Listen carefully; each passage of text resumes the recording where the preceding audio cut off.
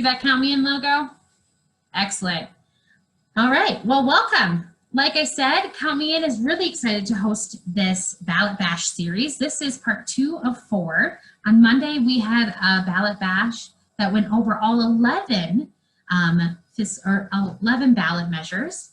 And I'm happy to share we created a ballot guide that kind of breaks down each ballot measure and gives an objective summary of what they do and some FAQs included in this ballot guide. So I will be sure to share that in the chat and also in a follow-up email, as I think it's very useful. But Count Me In is, well, let me talk about who Count Me In is and what this effort does if you're new. So Count Me In is an educational effort that partners with groups across Colorado to really help facilitate these conversations about the power we have to influence the public investments that shape our communities.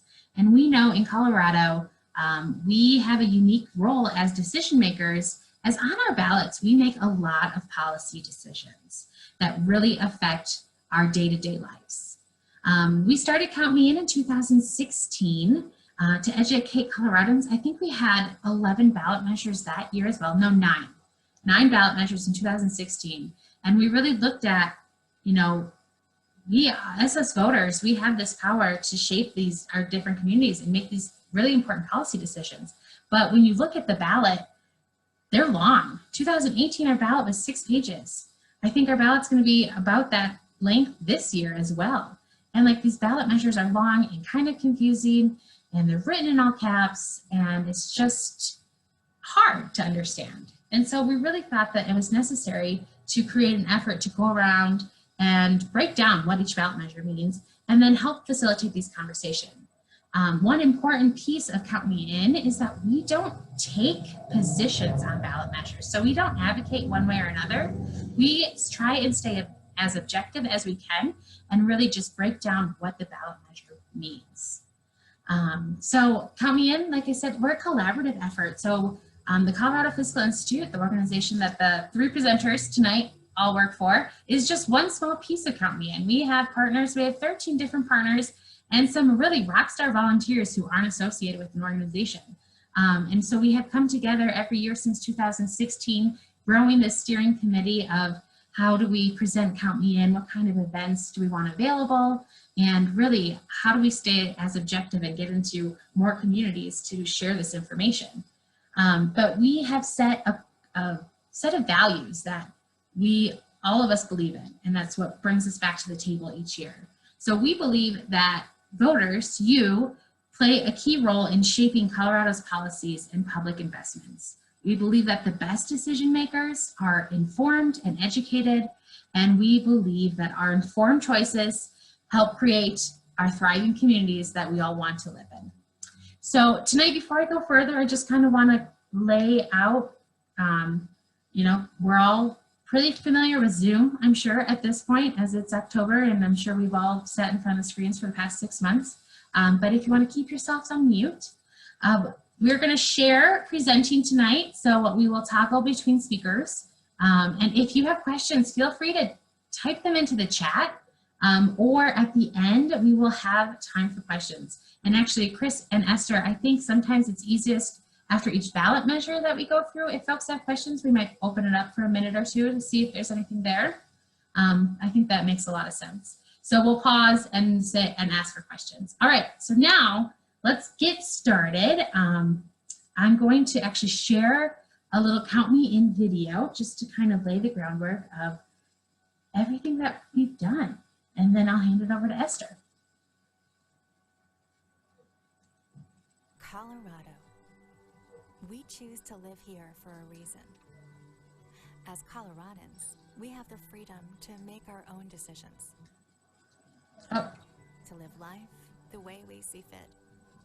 To feel the earth beneath our feet in the mountains. To smell the air on the plains. To hear a concert or taste fresh produce straight from the farm. To see the sun flicker through the leaves of an aspen grove. And like an aspen grove, we're connected. Our neighborhoods and communities are like the roots of the trees. Just like the aspens move nutrients through their roots, The life of our state moves through our diverse communities. We all want many of the same things: roads, schools, hospitals, parks, and a safe place to live and work. Our unique way of life in different communities depends on our ability to count on one another. We depend on one another to make good decisions on behalf of the whole state. One way that happens is through voting. We fought long and hard to make sure everyone can vote. In Colorado, we have the power to vote on those critical issues that affect our way of life. It's how we make sure the state thrives and everyone is treated fairly. As voters, it's our responsibility to be informed about the decisions we make and how they affect us and our communities. Our decisions matter in every election, not just the candidates we elect, but also the issues we decide to support. We take the time to educate ourselves in order to make the best decisions for our families, our communities, and our state. Because our decisions matter. Our votes matter. As Coloradans, we choose to live here. We choose this way of life. Our decisions can determine the future of the state. Let's choose wisely. To learn more, visit countmeincolorado.com. Colorado. Right. Esther, I'm going to hand it over to you. Yeah, thanks, Kate. Well, as we saw in the video, in Colorado, we're often voting on community issues that are impacting Coloradans across the state. And we've seen so throughout our voting history, right? In 2012, we voted on Amendment 74, making Colorado the first state to legalize marijuana. In 2016, we voted on Amendment 70, which raised our wages for our lowest workers. In 2016, we voted on Amendment 71 to raise the bar, which changes the way we make changes to our Constitution. In 2018, we passed Amendments Y and Z. Fair Maps Colorado, which changes the way we draw our district lines. And in 1992, we passed Great Outdoors Colorado, GOCO, which is a great example of how our community priorities align with how we fund them. So GOCO uses the money that's collected from the state lottery and puts it into outdoor spaces. So if you ever see any benches or anything when you're taking a walk in the park or at a trail that says GOCO, you know it's your tax dollars going to that. And we'll do so again, right, in 2020. So this is, of course, a big presidential and congressional election year, but we have to remember that we are also voting on really important statewide issues. And this year we have 11 statewide ballot measures that touch on everything from gray wolves to paid family and medical leave, and of course, fiscal measures. And why are we taking a deep dive on fiscal measures? Well, because we know that tax policy is complex. And as Caitlin mentioned, Colorado is unique in that voters are the final decision makers on revenue-raising tax policies, but our ballots are long, the language feels like sometimes it's screaming at us, and it's really hard to understand and follow. And as one of the missions of CMI, we believe that informed and educated voters make the best decisions. And you can't do that when you don't understand just the basic fundamentals of tax policy. So before we get into each one of the fiscal ballot measures that we'll be talking about tonight, we wanted to do a bit of a budget and taxes 101, if you will, so that when we get to talking about the tax measures, things make a bit more sense. So I'll kick it off to Chris, who's going to do a bit of a 101 education session, and then we'll get right into the ballot measures. Thanks, Esther. So to understand things like enterprise fees or repealing the Gallagher Amendment or funding things like local governments and state budgets, you need to understand what the state budget looks like first, and a quick little dive into TABOR and Gallagher, two constitutional amendments already in our Colorado Constitution. So first background you need to know is where our taxes go. For every dollar we give Colorado in income tax and sales tax, 36 cents goes to our schools. For every dollar we give Colorado in income tax, about 26 cents pays for healthcare.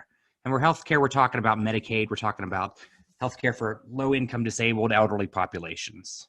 And then in other parts of our budget, it's about 8 or 9 cents, is the human services, colleges, and the jail budget. So they're about the same size in the state budget.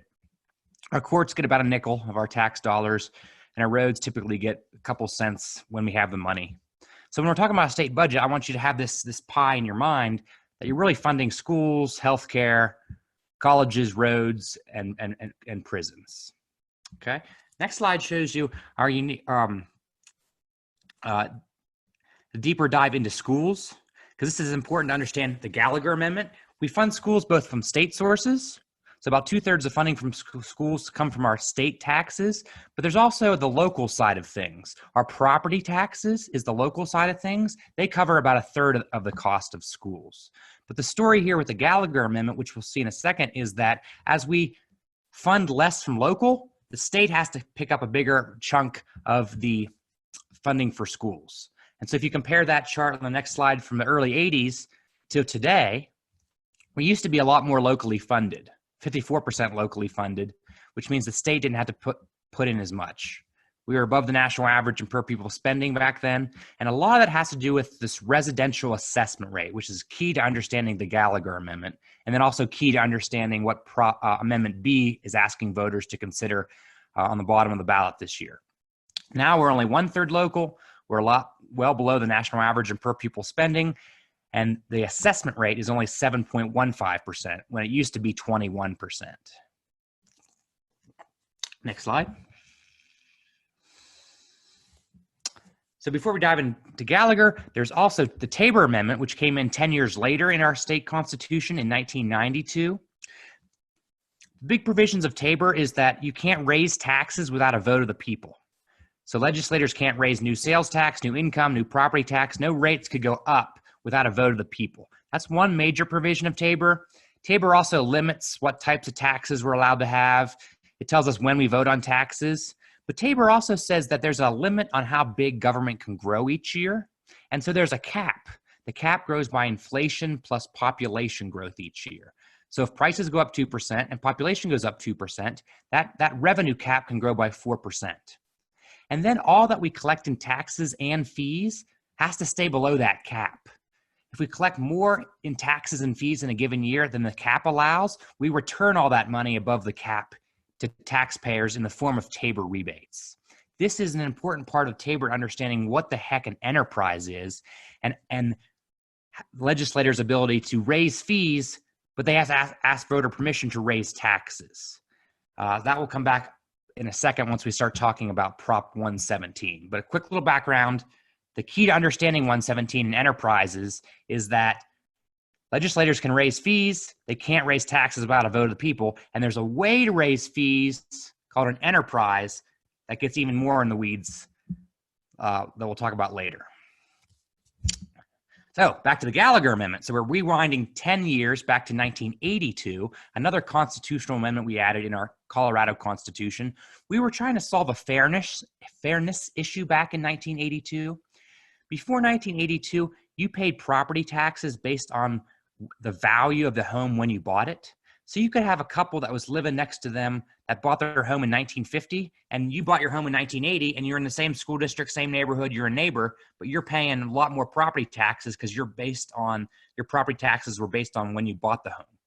Gallagher meant to solve that issue. So Gallagher said, we'll just reassess property every 2 years. Okay, that wasn't really controversial. What the parts of Gallagher that are still impacting our state budget and our local budgets is the 45-55 split. Colloquial name for this idea that Gallagher said we can only collect 45% of overall property taxes in the state can come from homes. The remaining 55% of property taxes has to come from the non-residential side of the pie. So these are commercial or oil and gas or agricultural. Everything that's not residential, not homes, is the 55%. So only 45% can come from homes. Next slide shows you that it's complicated. You first don't pay property tax on the entire value of your home. You first multiply it by the assessment rate. And so a $350,000 home, and the assessment rate here on this slide is actually the one that's projected for next year. It's going to fall in the future. So you first take your property value, multiply it by the statewide assessment rate to only get your assessed value. And then your assessed value gets multiplied by your mills. Your mills are the fancy word for the property tax rate. So I pay mills into my school district, for my fire protection district, for my county. Those are all the mills that fund your local governments. Okay. Next slide. So in the early 80s, the assessment rate on homes was 21%. And the assessment rate, because of Gallagher, was locked into our Constitution at 29%. But as the slide shows, the growth in value of residential property, you hit the animation, there you go. The growth in value of residential property outpaced the growth in non-residential property, and the seesaw was unbalanced. And so that we only collected 45% of property taxes from homes, we had to lower that assessment rate. And so back in 2000, it fell to like 18%, then 15, then 12, then 10.5. It fell to 7.96% in 2003. In 2017, it fell again to 7.2%. And then 2019, it fell slightly to 7.15%. But these last several years, the reason why the assessment rate was falling is because we had giant growth in residential value, particularly around the Front Range, around Denver metro area. We had giant growth in the value of our homes. So the seesaw was out of whack because the house was growing. Well, now we're in this weird recession caused by a pandemic, and no one's working. Everyone's working from home. Everyone's doing presentations via Zoom. Commercial property has taken a nosedive. People aren't traveling as much, so oil and gas property took a nosedive. And so now the seesaw is imbalanced because we've had a giant drop in the other side of the seesaw, the commercial side and the oil and gas side. But Gallagher says you can only collect 45% of property taxes from residential. So that assessment rate at the earlier slide said it's supposed to fall to 5.88%. That's an 18% drop in the rate. So Gallagher is going to automatically lower our property taxes by 18% on homes because of this 45-55 split. Now, this doesn't impact budgets in Denver as much. Like for my example, my house might have went up 30% in value. So my market value goes up 30%, but the assessment rate falls by 18%. I'm still going to pay more to my fire district, my EMTs and my ambulances. But if you go to like rural Colorado, and maybe they only had 3% growth in value of their homes, but the state cuts their assessment rate by 18%, there are a lot of small rural areas that are afraid of Gallagher because they're going to collect less revenue than they did the previous year. And so there are a lot of fire chiefs out there, ambulance districts, library districts, counties, school districts that are waving the flag and saying, hey, we're going to lose like $1 billion worth of funding with this automatic property tax cut from Gallagher. Next slide. Another way of looking at that, if you really want to tick off businesses, is you say, hey, businesses, y'all only make up 20% of the overall market value. We make you pay 55% of the property taxes. Or say it the other way, homes make up 80% of all market value, but they only get to pay 45% of property taxes. So we're losing out on a lot of the growth of the value of our homes for funding things like fire districts and counties and school districts. Next slide. Also, with the assessment rate dropping on homes, it's created a situation where business property of the same value pays 4 to 1 what residential property pays. So a $350,000 home is assessed only at 7.15%, then gets multiplied by your mills. But a $350,000 commercial shop is first assessed at 29%, 4 to 1 what residential is paying. Next slide. And part of the Gallagher impact has really lowered our property taxes. We rank very low on property taxes based on what portion of our home we actually pay in property tax. We're 48th in the latest rankings. Only 2 states have higher property tax on homes than we do here in Colorado. Jersey is the highest, in case you're curious. Next slide. And again, this is what I mentioned earlier about the drop in the residential assessment rate is not driven as much by the giant growth in housing. It's also exacerbated by the giant drop in the other side of the seesaw, the non-residential side of things, commercial property, oil and gas property. Next slide. So Amendment B, okay, that's A lot of background on property tax and the Gallagher Amendment. Amendment B says, let's repeal all that junk. Amendment B says, let's repeal the Gallagher Amendment. And what that would do is Gallagher is set to automatically lower that property tax rate on homes by 18%. Repealing the Gallagher Amendment would stop that. It would basically kind of lock in that 7.15% in place, keep it from falling in the future. It would also take out that 29% rate that's on business. Next slide. That's on business. That 29% non-residential rate would go out of the Constitution, would then give our legislators the ability to lower that rate if they wanted to. But it's important to remember that if we repeal the Gallagher Amendment, TABOR is still in place. So legislators can lower the rates if they want to do it through a law, but they can't raise the rates without voter approval.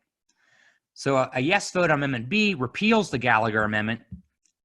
The big impact is it keeps that residential assessment rate from falling from 7.15% to 5.88%. And it protects about $500 million worth of funding for schools, another $200 million for counties, and probably several $100 million for special districts like libraries, ambulances, and your EMTs and your firefighters.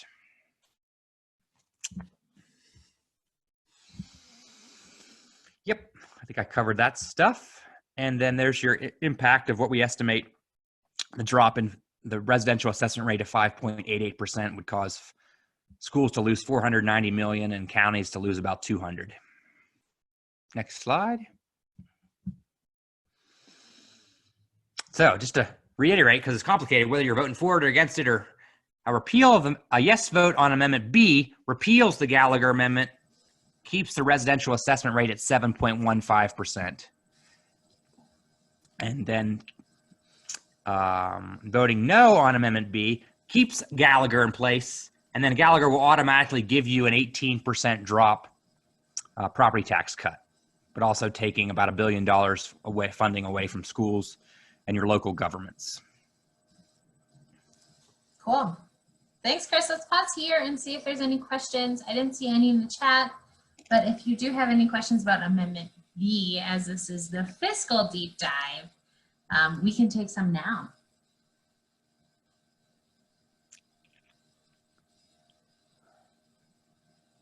Okay, don't all speak at once. You all understand Gallagher? Cool. Great job, Chris. Thank you. If questions do come up, we are here for you. I just put our ballot guide in the chat, and that takes a quick summary of each of all 11 ballot measures and some FAQs. So please take a look at that, share it with your friends. CountMeInColorado.com is our website. It's a great resource.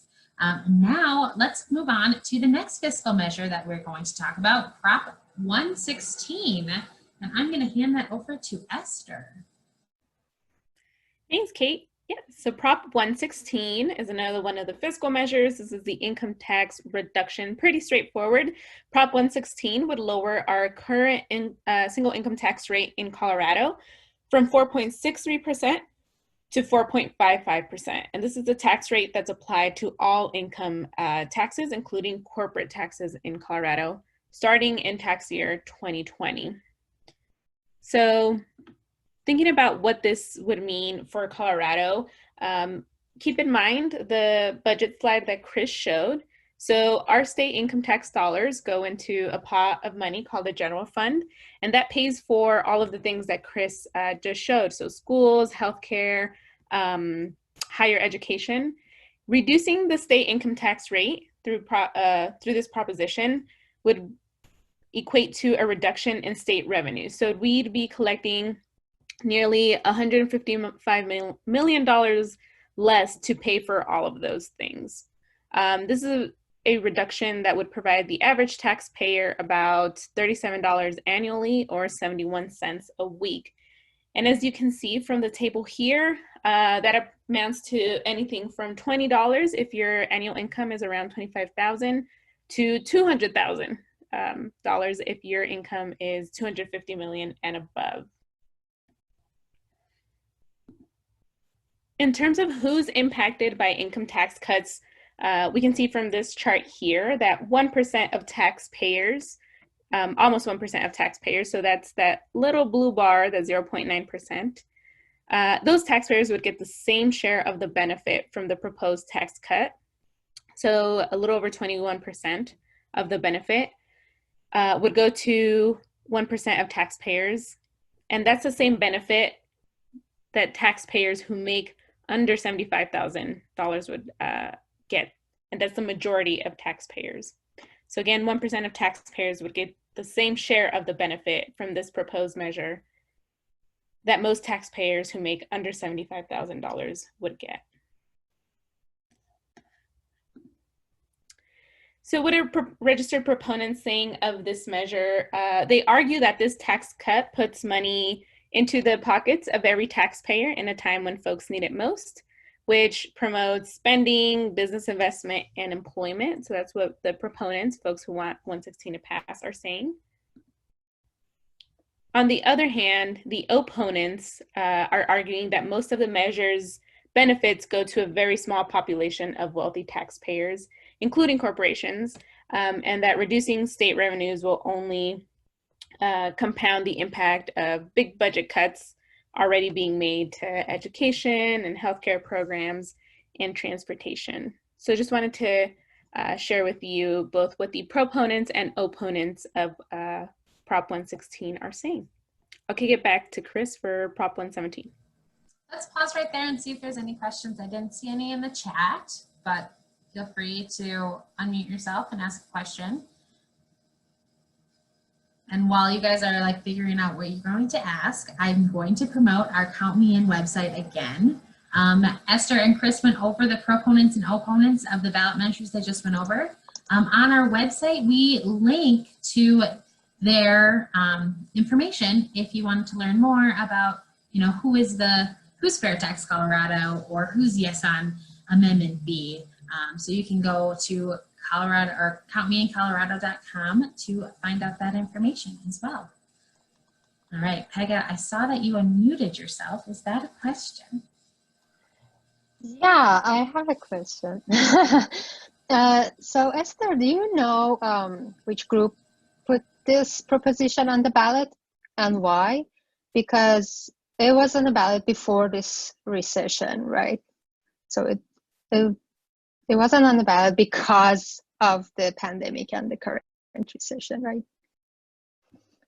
Correct. So the proponents and folks who brought it are Americans for Prosperity Colorado Issue Committee, Energize Our Economy, and a few others. So we have seen measures to lower our state income tax rate, quite a few over the years, but through our legislative session, so at the Capitol. I don't know, Chris, Caitlin, can you remind me? I think this is the first time that we're seeing a measure to lower our income tax rate at the ballot. So we have seen it a lot at the legislature, but not through the ballot. And I would say this is a response to folks who believe in cutting taxes as a way to, like I said, promote spending, business investment. That's the argument there. Through cutting taxes so that folks have more money in their pockets to spend and help to stimulate the economy. But this is the first time I believe that we're seeing this measure at the ballot rather than through the Capitol. Thank you. I will say that there have been attempts to put an income tax reduction on the ballot a few times, but they've never either turned in signatures or qualified signatures for the Citizens Initiative measure. Cool. Other questions? All right, then let's go to Prop 117. Chris, that's you. 17, again, this is the thing set up for TABOR. This is the enterprise fee weird one that's really hard to explain to people. Remember that legislators can raise fees, but they can't raise taxes without a voter approval. Well, to raise fees, again, that cap, TABOR cap eliminates how much fees and taxes we can collect in a given year. But if legislators can figure out a way to make that fee an enterprise, and again, an enterprise is a TABOR word, there's some complicated factors in qualifying to be an enterprise, but being an enterprise basically takes it away from that TABOR calculation. and that it wouldn't impact how big government can grow each year. So Prop 117 is kind of trying to limit that, limiting legislators' ability to raise fees and then enterprise those fees so they're no longer subject to the TABOR revenue cap without voter approval. So a lot of people think that having the legislators the ability to run government like a business and have fees violates voter approval. And so they think that by eliminating or making legislators go to a vote to raise these enterprise fees, it further restricts legislators' ability to raise revenue. And so a yes vote on Prop 117 says if legislators do raise fees and they enterprise them, if they collect more than $100 million in the first 5 years, you got to go to voters and ask permission to do that. So a yes vote on Prop 117 is a further kind of restriction on our elected officials' ability to raise revenue and to fund things kind of through the state budget collectively. So again, yes vote on Prop 117 makes it more complicated to raise revenue from legislators by impacting these enterprises under TABOR. A great example of some enterprises in the past that we've enterprised, like higher education, used to be part of that TABOR calculation, but it would screw up things because if CU raised their tuition, the state budget had to return more money to taxpayers from the school budget, from the general fund. So universities, the college education system, higher education was made an enterprise. The Division of Wildlife, so hunter fees, was another good example of a functioning enterprise that makes sense from business, run government like a business standpoint. If you want to fund things like a business, hunters pay fees. They use that money to mitigate elk and study elk and whatever, mitigation and deer populations. There's a direct connection between fees and what they do. A yes vote on 117 will hamper that ability of legislators to do that. So again, the same crowd that's pushing an income tax cut, the camp that is small government, low taxes, less fees camp is pushing Prop 117. And then again, the no vote is the kind of camp that kind of believes that legislators should have the ability to make laws that adapt to changing economic conditions. So yes vote restricts the ability to raise fees from legislators. A no vote keeps the enterprise fee system under TABOR the way it is. Whew. Great job, Chris. Awesome. Any questions about Prop 117? I have a question, and I put this in the chat as well, but I'm curious, out of some of the examples that you listed or other examples of enterprises, will the current enterprises kind of be grandfathered in and still be allowed to exist and collect those fees? And how many of those current enterprises exceed the 100 million over 5 years? Like, I'm curious, are there going to be a lot of small enterprises that could still exist and meet that requirement, or would that kind of eliminate the purpose of the enterprises to begin with? Yeah, great question, Alex. So the ones that are already enterprises wouldn't be impacted by this. Only new ones. And so the Division of Wildlife, colleges, the lottery, our unemployment insurance, all those are the big enterprises that wouldn't be impacted by this. This would be only creation of new enterprises. And most of them do exceed 100 million in 5 years. I mean, college tuition's billions of dollars. The lottery is pretty big. Unemployment insurance is also very big. So most enterprises, I think, and this is the shout out to the Blue Book, which Legislative Council mails to voters. They actually do have a section on that answers that exact question, Alex. It says, here's actually the enterprise fees this year, just to give you a relative size. But yeah, I believe most enterprises right now would require voter approval under this Proposition 117. Great, thanks. Great question. Any other questions about 117? All right, cool.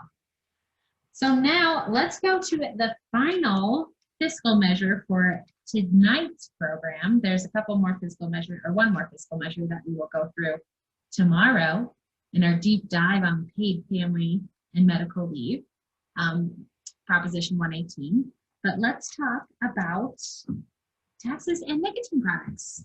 So Prop EE is asking voters if we want to raise new revenue on cigarettes and tobacco and nicotine products, including vaping devices, for Colorado, and then use that new revenue to fund a preschool program, tobacco prevention and education programs, and then in that first 3 years of this tax, it would go towards rural school funding, K-12 education, and increased housing stability through eviction assistance programs and affordable housing programs.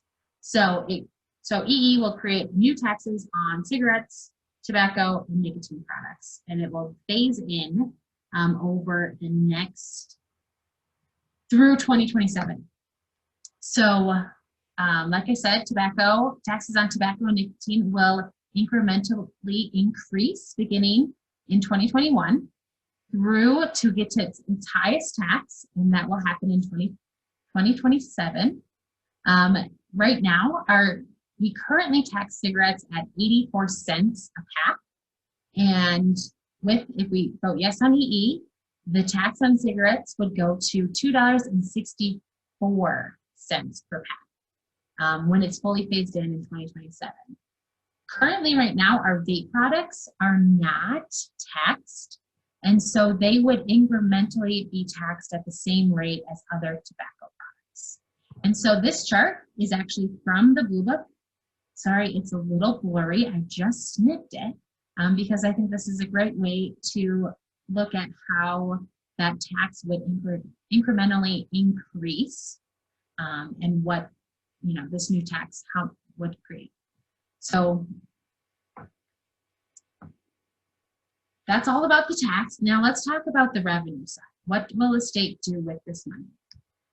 So Proposition EE would raise in the first year, because it's a half year, it would raise about $82.7 million of new revenue for the state of Colorado.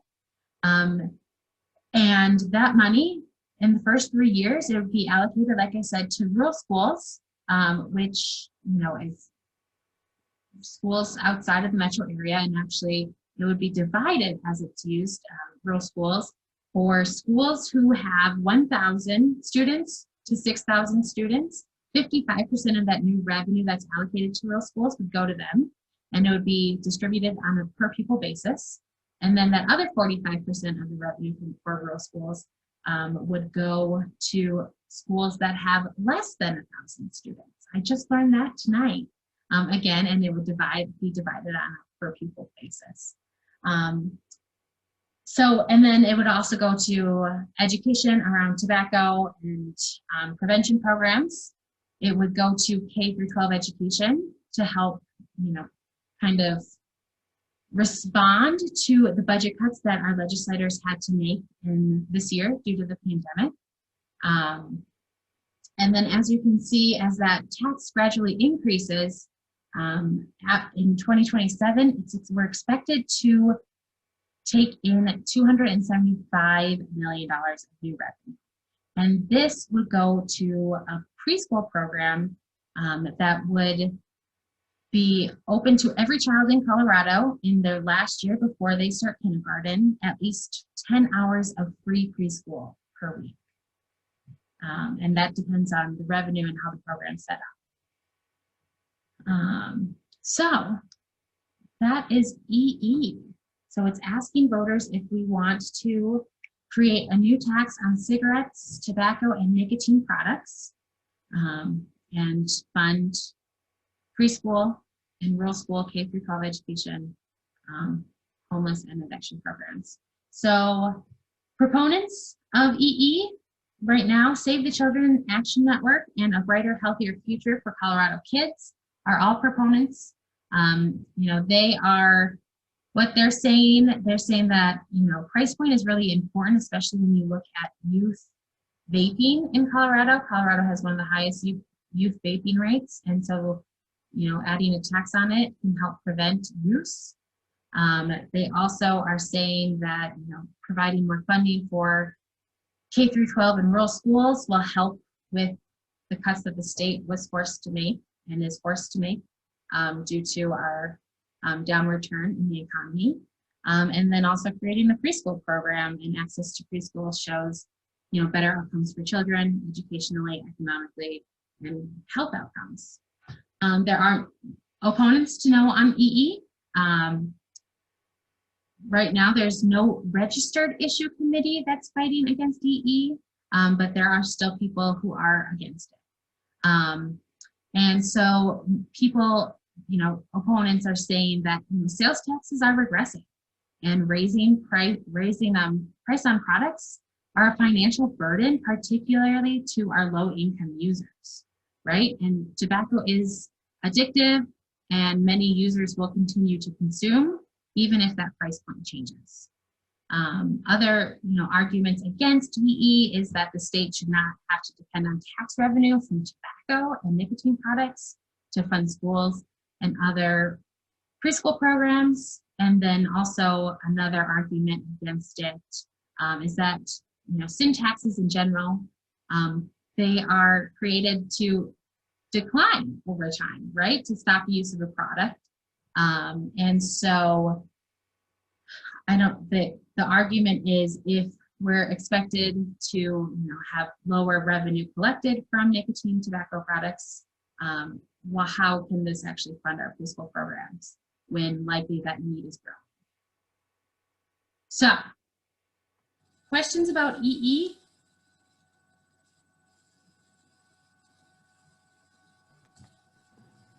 I have a question. Yeah. Can you hear me? Sorry. I can. So do you know the percentage of taxes that will go towards the smoking cessation and prevention education programs versus education in general? Right now, so it's a lower, I don't have the exact number, but I can get that for you. There's a really great chart in the Blue Book, as Chris pointed out before, on page, if you have your Blue Book with you, that kind of just shows the funding cost. But K through 12 education and rural schools in the first 3 years get a majority of that revenue. And then there's definitely allocation to healthcare programs, but the majority would go to K through 12 education and rural school. Thank you. Of course.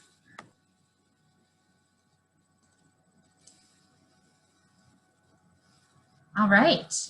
Other questions? And if more questions come up, feel free to email, count me in, or myself. I'm the one that sent you the Zoom link, and we'd be happy to answer the question or help figure out the answer to the question. All right, so now I'm going to hand it to Esther, and she's just going to do a review.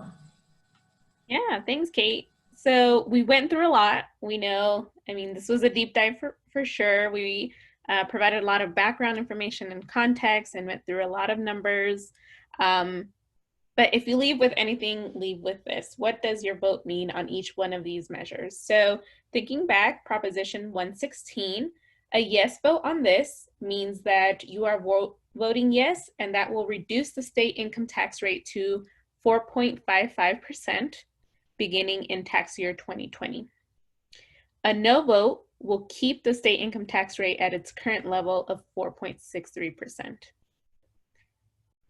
For Proposition 117, a yes vote will require voter approval for new enterprises with revenues over $100 million in the first 5 years. And a no vote allows the legislature to keep its authority to create new enterprises. So that's 116 and 117. Amendment B, a yes vote repeals the Gallagher Amendment from our state constitution, freezing the assessment rates at their current levels. That's 29% and 7.15% respectively. A no vote keeps the Gallagher Amendment in our state constitution, which will result in a drop in the residential assessment rate. And that's that 18% drop that Chris was talking about. So this one's a bit confusing, but just remember, A yes vote repeals, so it removes the Gallagher Amendment from our Constitution. It freezes the rates at what they currently are. A no keeps it in our Constitution, but it results in a drop in the residential assessment rate. And then finally, Proposition EE.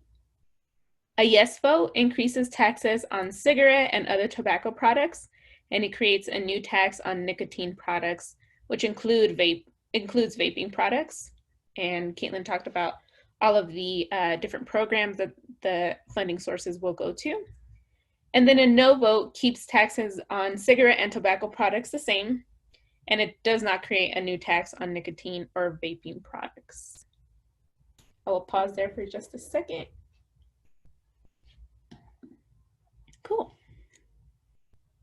Again, we want to uplift the importance of voting and being civically engaged. As we saw from previous examples earlier in the presentation, our decisions on state issues help us to create strong and thriving communities. And in Colorado, we have all options of our voting system, where you can vote by mail, you can vote in person, and you can register to vote up until and even on election day. So a lot of ways to make sure that you can access voting. We have a lot of great resources on our website, information about how to vote, where you can vote, where you can drop off your ballot, how to get a new one if you lost it. So much information. So be sure to check it out if you have any questions or information that you need to access. But we know that making sure that our communities stay strong and continue to thrive post-COVID especially requires us to do more than just vote. So we really encourage folks to get involved with the campaign you care about. Share on your social media about issues that matter to you. In Colorado, you can apply to be part of the Colorado Independent Redistricting Commission. This commission was created back in 2018 as part of the measures that we passed, Amendments Y and Z.